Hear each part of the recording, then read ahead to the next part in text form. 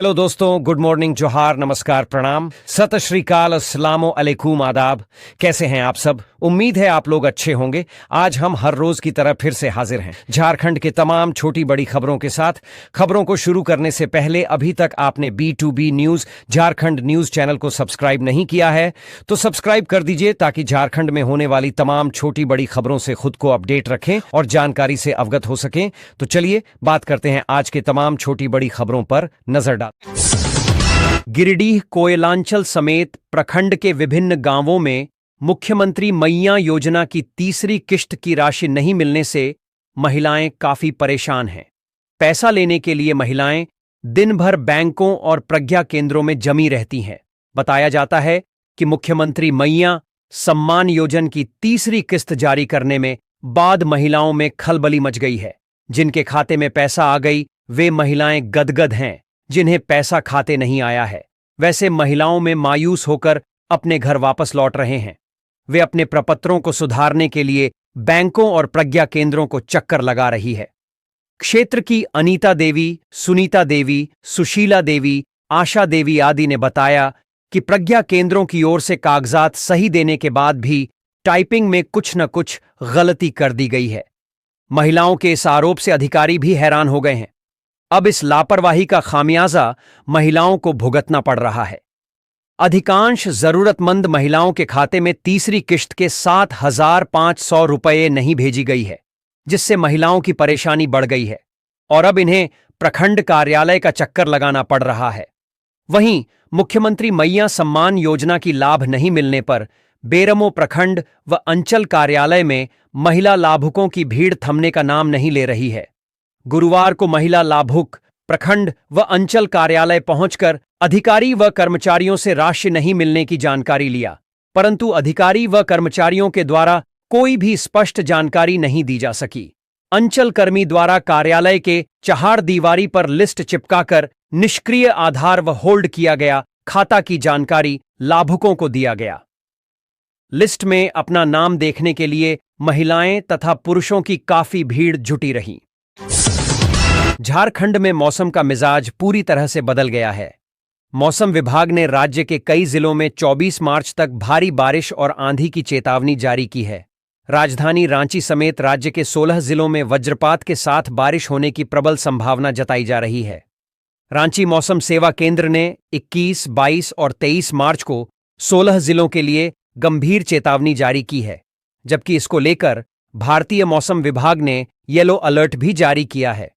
कई जिलों में आंधी और बारिश का अलर्ट। मौसम विभाग के अनुसार आज 21 मार्च को झारखंड के कई हिस्सों में आंधी और बारिश का प्रकोप लगातार जारी रहेगा। बोकारो, चाईबासा, देवघर, दुमका, गुमला, रांची समेत अन्य जिलों में तूफान, बिजली गिरने और तेज हवाओं का अलर्ट जारी किया गया है। इस दौरान तापमान में 1 से 2 डिग्री की गिरावट देखने को मिल सकती है। रांची में आज अधिकतम तापमान 24 डिग्री सेल्सियस और न्यूनतम तापमान 17 डिग्री सेल्सियस रहने की संभावना है। आसमान में बादल छाए रहेंगे और हल्की से मध्यम बारिश होने की संभावना जताई जा रही है। इसके साथ ही बारिश के कारण तापमान में गिरावट आएगी। मौसम विभाग के अनुसार पिछले दिनों रांची और आसपास के क्षेत्रों में हल्की से मध्यम बारिश हुई थी, जिसके बाद तापमान में 2 से 3 डिग्री की गिरावट आई थी। विभाग ने अगले 3 दिनों तक राज्य के विभिन्न जिलों में मौसम के बिगड़ने की संभावना जताई है। इस दौरान लोग सचेत रहें और सुरक्षित स्थानों पर रहें। बेहतर इलाज के लिए वित्त मंत्री राधाकृष्ण किशोर को दिल्ली भेजा गया है। सीएम हेमंत सोरेन ने आज यानी शुक्रवार को खुद रांची एयरपोर्ट पर वित्त मंत्री को दिल्ली के लिए रवाना किया। मौके पर मुख्यमंत्री ने वित्त मंत्री राधाकृष्ण किशोर से मुलाकात कर उनके स्वास्थ्य की जानकारी ली और उनके जल्द स्वस्थ होने की कामना की। बता दें कि वित्त मंत्री राधाकृष्ण किशोर की तबीयत बुधवार की देर रात बिगड़ गई थी। उन्हें इलाज के लिए रांची के ऑर्किड में अस्पताल में भर्ती कराया गया था। अस्पताल प्रबंधन के अनुसार उनका इलाज ओपीडी के छाती रोग विशेषज्ञ डॉ निशीथ कुमार कर रहे थे। डॉक्टर द्वारा बताया गया कि उनकी छाती में हल्का संक्रमण पाया गया है, जिसके आज उन्हें बेहतर इलाज के लिए विशेष विमान से नई दिल्ली ले जाया गया है। झारखंड विधानसभा के बजट सत्र के दौरान विधायक राज सिन्हा ने जननी सुरक्षा योजना में 50 करोड़ रुपए की वित्तीय अनियमितता का आरोप लगाया। शुक्रवार को उनके सवाल का जवाब देते हुए मंत्री इरफान अंसारी ने कहा कि योजना में गड़बड़ी हुई है और इसकी जांच जारी है। कोडरमा एवं गोड्डा जिलों में अनियमितता के चलते संबंधित अधिकारियों पर प्राथमिकी दर्ज की गई है। मंत्री ने बताया कि वित्तीय वर्ष 2023-24 में राष्ट्रीय स्वास्थ्य मिशन के तहत कुल 99,925 महिलाओं का बंध्याकरण किया गया। कुल 3,212 मोतियाबिंद कैंप आयोजित किए गए, जिसमें लाभुकों की संख्या 2,41,062 है। राष्ट्रीय बाल स्वास्थ्य कार्यक्रम के अंतर्गत कुल 5,90,05,711 बच्चों का स्वास्थ्य जांच स्क्रीनिंग किया गया है।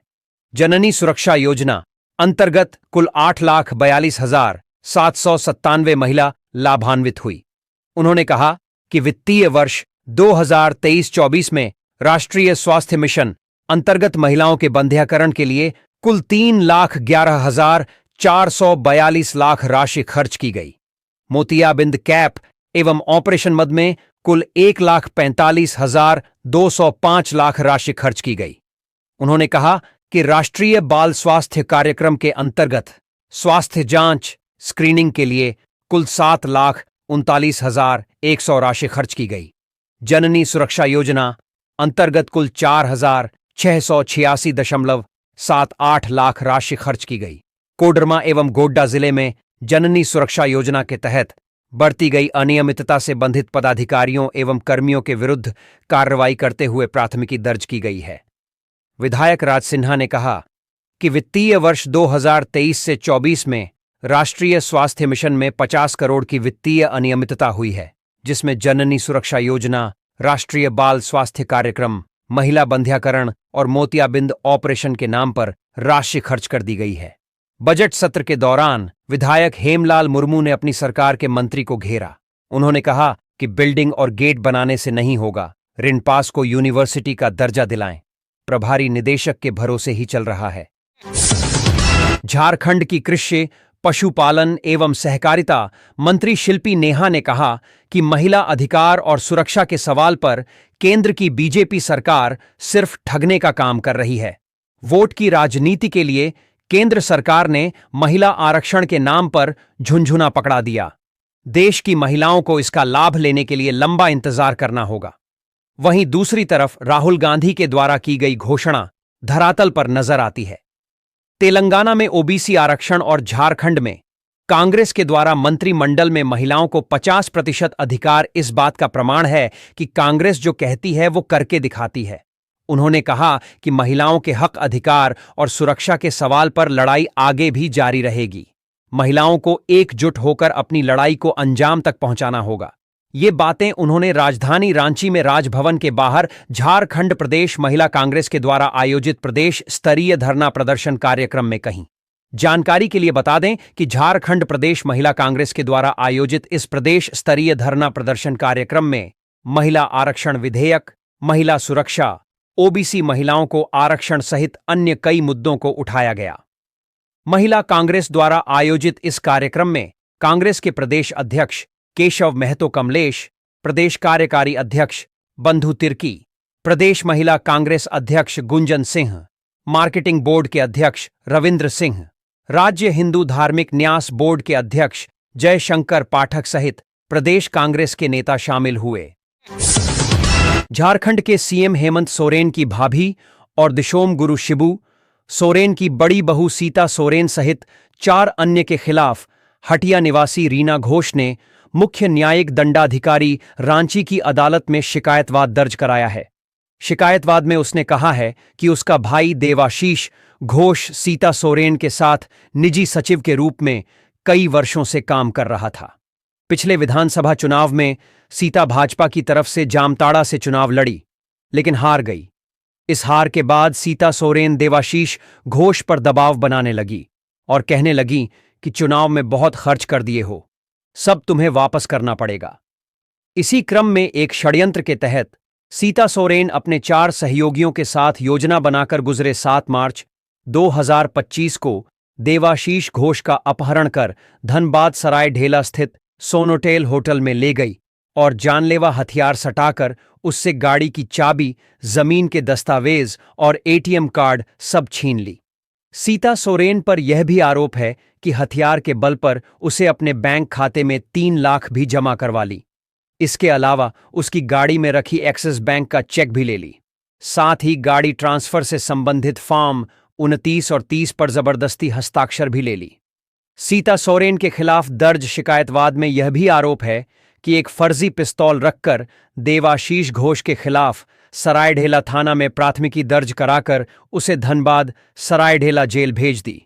इस घटना की जानकारी मिलने पर शिकायतकर्ता रीना घोष ने रांची के डीटीओ ऑफिस, जमीन रजिस्ट्री ऑफिस तथा एक्सिस बैंक में आवेदन देकर गाड़ी के ट्रांसफर, जमीन के ट्रांसफर और चेक राशि के हस्तांतरण पर रोक लगाई है। दर्ज शिकायतवाद पर सुनवाई करते हुए अदालत ने शिकायतकर्ता का बयान दर्ज करने के लिए 28 अप्रैल की तिथि निर्धारित की है।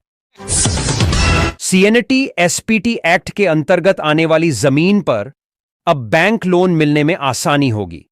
राज्य सरकार बिरसा किसान इंटीग्रेटेड पोर्टल को ग्राहकों के लिए बैंकों के माध्यम से ज्यादा उपयोगी बनाने जा रही है।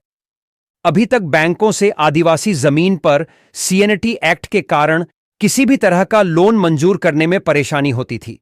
अगर आर्न की मंजूरी मिलती भी थी तो उसके लिए बैंकों को कई सरकारी विभागों के साथ समन्वय स्थापित करने पड़ते थे। अब बैंकों के पास जमीन किस नेचर की है उसकी पूरी जानकारी रहेगी। बैंक अधिकारी एक ही क्लिक में जान सकेंगे।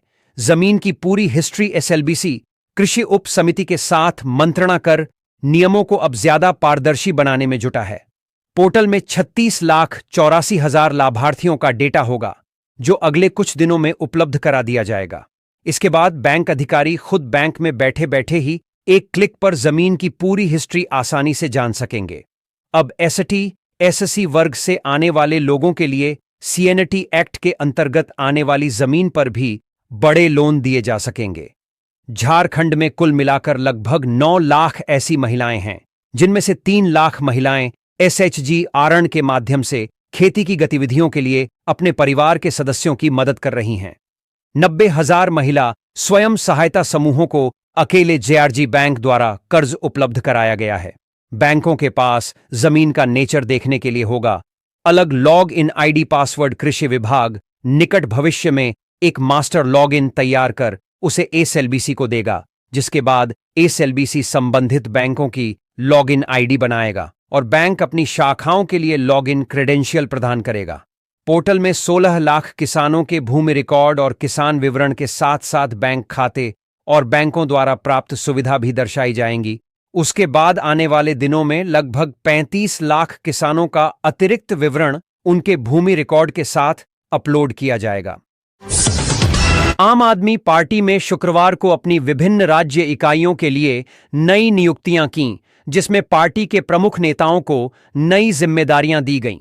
सौरभ भारद्वाज को दिल्ली इकाई का अध्यक्ष बनाया गया है, वहीं मनीष सिसोदिया को पार्टी ने पंजाब की कमान सौंप दी है। इन बदलावों से पार्टी की रणनीतिक दिशा में महत्वपूर्ण बदलाव की उम्मीद जताई जा रही है। आपने अपनी राज्य स्तरीय इकाइयों के प्रमुखों के रूप में कई नए चेहरे पेश किए हैं। दिल्ली के पूर्व पर्यावरण मंत्री गोपाल राय को गुजरात इकाई का अध्यक्ष नियुक्त किया गया है। वहीं पंकज गुप्ता को गोवा इकाई की जिम्मेदारी सौंपी गई है। इसके अलावा संदीप पाठक को छत्तीसगढ़ इकाई का प्रमुख बनाया गया है और महराज मलिक को जम्मू कश्मीर इकाई का नेतृत्व सौंपा गया है। इन नियुक्तियों से पार्टी के विभिन्न राज्यों में अपनी उपस्थिति मजबूत करने की योजना को आगे बढ़ाएगी। सौरभ भारद्वाज ने पार्टी अध्यक्ष पद संभालने के बाद संवाददाताओं से बात करते हुए कहा कि उनकी प्राथमिकता पार्टी को और अधिक मजबूत बनाना होगी। उन्होंने यह भी कहा कि चुनावों में हार के बावजूद पार्टी को मजबूत करना आसान होता है। दिल्ली विधानसभा चुनावों में आपका वोट शेयर 43.5% था, जबकि भाजपा का 45.5% था। यह दर्शाता है कि पुलिस और प्रशासन के तमाम प्रयासों के बावजूद दिल्ली के लगभग आधे लोगों ने हमें वोट दिया था। सौरभ ने यह दावा किया कि इस आंकड़े से पार्टी की लोकप्रियता का स्पष्ट संकेत मिलता है। आम आदमी पार्टी ने इन नई नियुक्तियों के जरिए राज्य स्तर पर मजबूत नेतृत्व तैयार करने की योजना बनाई है।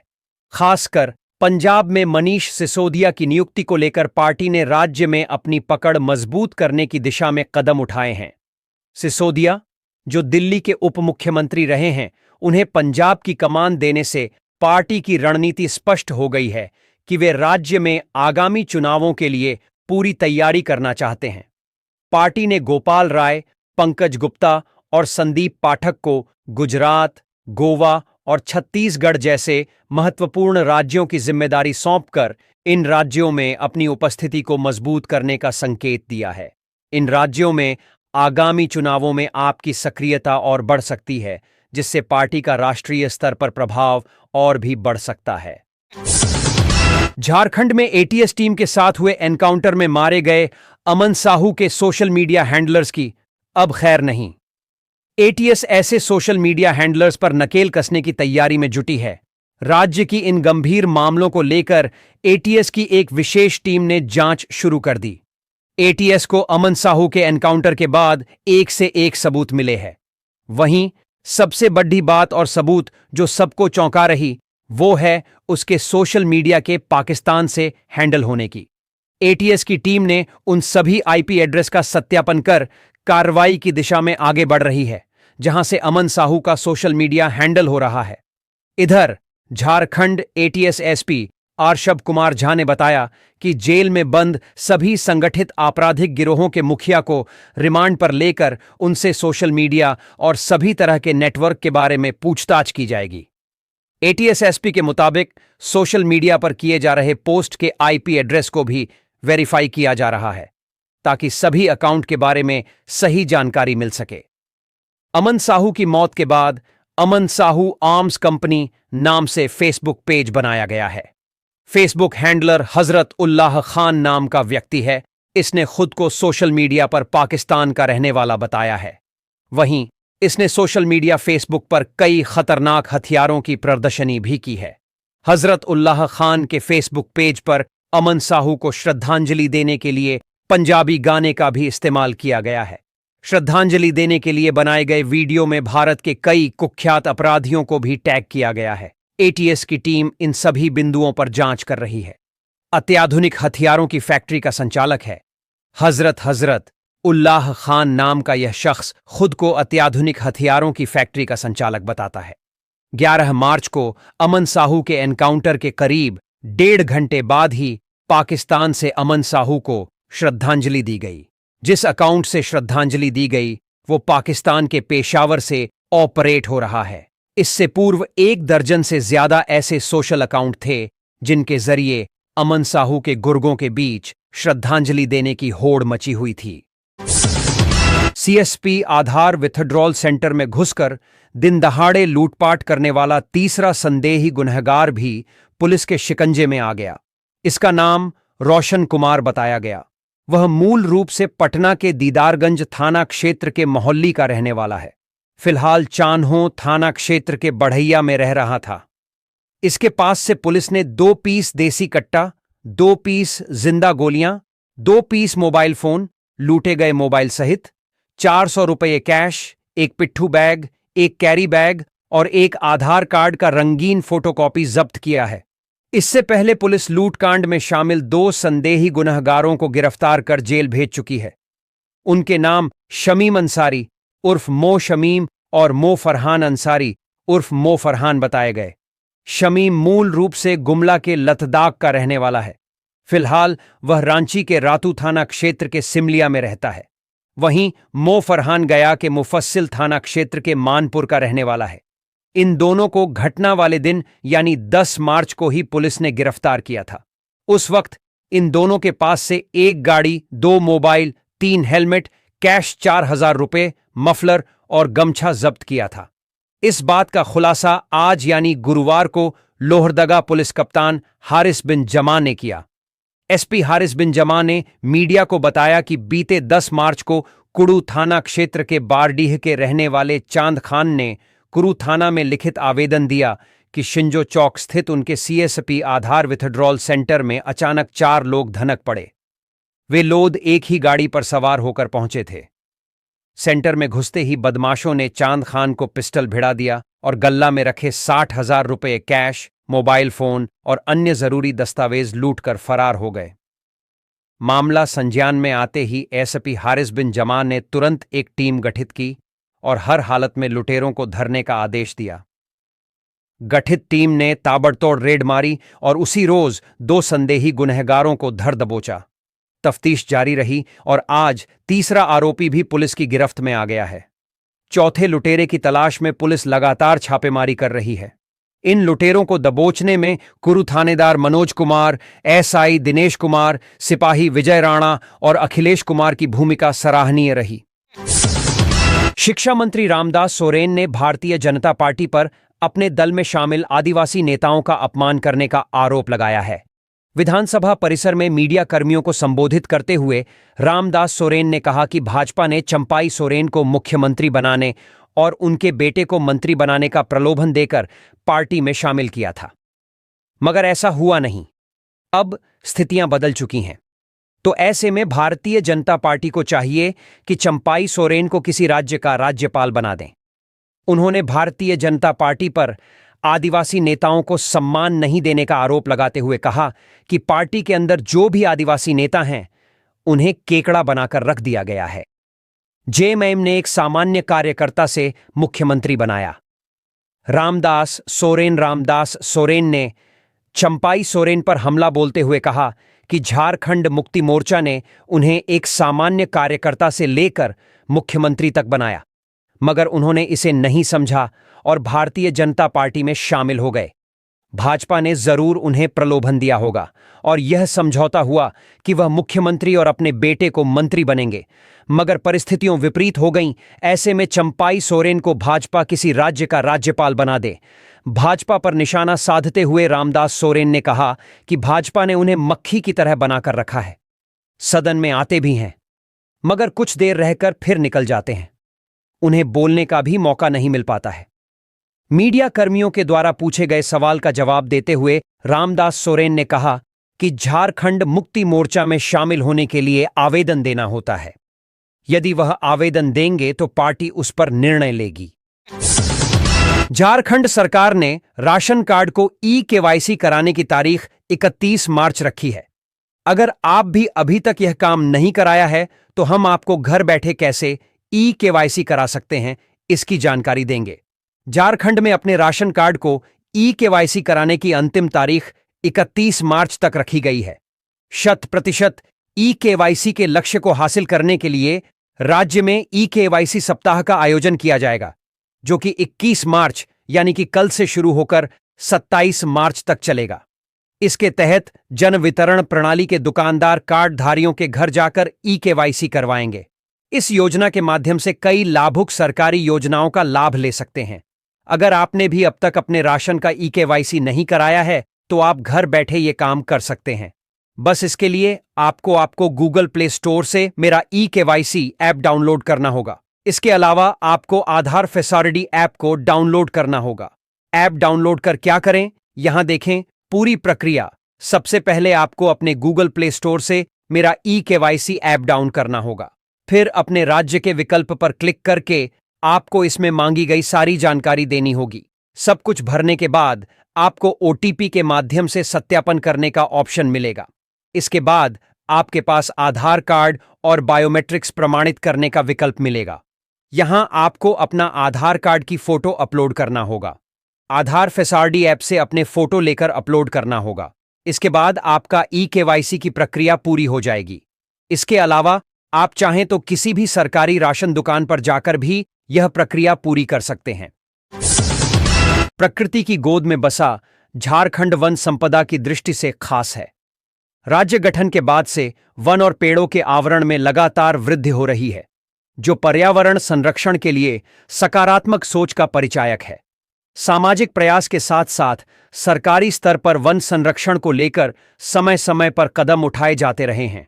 यही वजह है कि राज्य गठन के बाद साल 2001 में 23,605 वर्ग किलोमीटर में वन क्षेत्र था, जो बढ़कर 2023 में 25,118 वर्ग किलोमीटर हो गया, जो राज्य के भौगोलिक क्षेत्र का लगभग 31.5 5.1% है।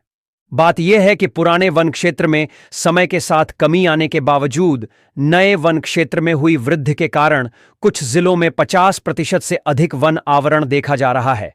हालांकि चतरा, सिमडेगा और कोडरमा जैसे जिलों में 2021 से 2023 के बीच वन आवरण में नकारात्मक परिवर्तन देखे गए हैं। झारखंड आर्थिक सर्वेक्षण की ताजा रिपोर्ट 2024 से 25 के अनुसार लातेहार और पश्चिम सिंहभूम में सबसे अधिक वन आवरण है, जो क्रमशः उनके भौगोलिक क्षेत्र का 55% और 46% है। वहीं जामताड़ा में सबसे कम 5.94 और देवघर में 8.3% वन क्षेत्र है। आकलन के अनुसार राष्ट्रीय स्तर पर कुल वन और वृक्ष आवरण 8,27,357 वर्ग किलोमीटर है, जो देश के भौगोलिक क्षेत्र का 25.17% है। वहीं दुनिया के करीब 2% वनों को समेटे हुए है।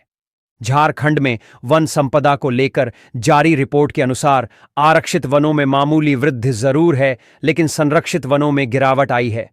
घने जंगलों की श्रेणी यानी वीडीएफ और मध्यम घने जंगल में मामूली उतार चढ़ाव देखा गया है।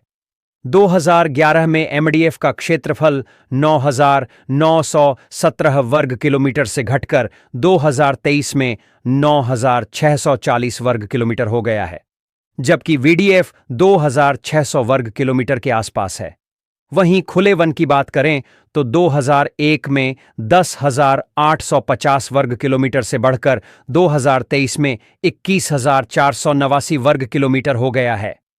आंकड़ों के मुताबिक वृक्ष आवरण ने भी राज्य में मजबूती दिखाई है।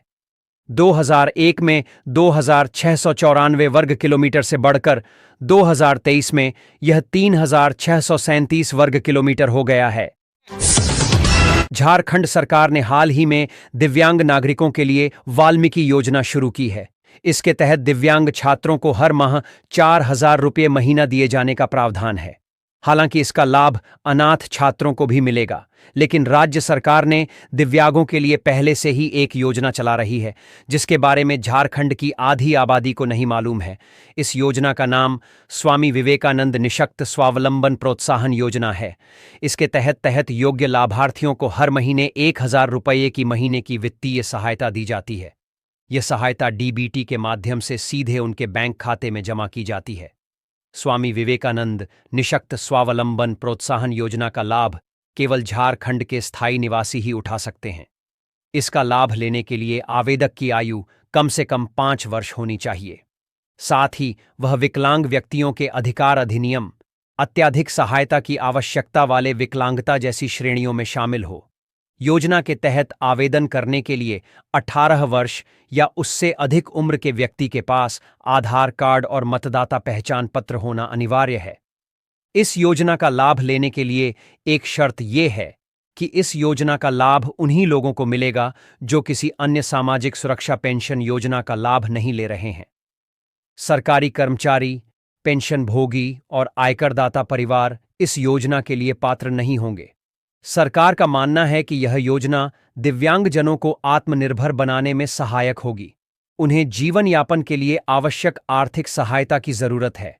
इच्छुक व्यक्ति नजदीकी सामाजिक सुरक्षा कार्यालय में जाकर या ऑनलाइन आवेदन कर इस योजना का लाभ उठा सकते हैं।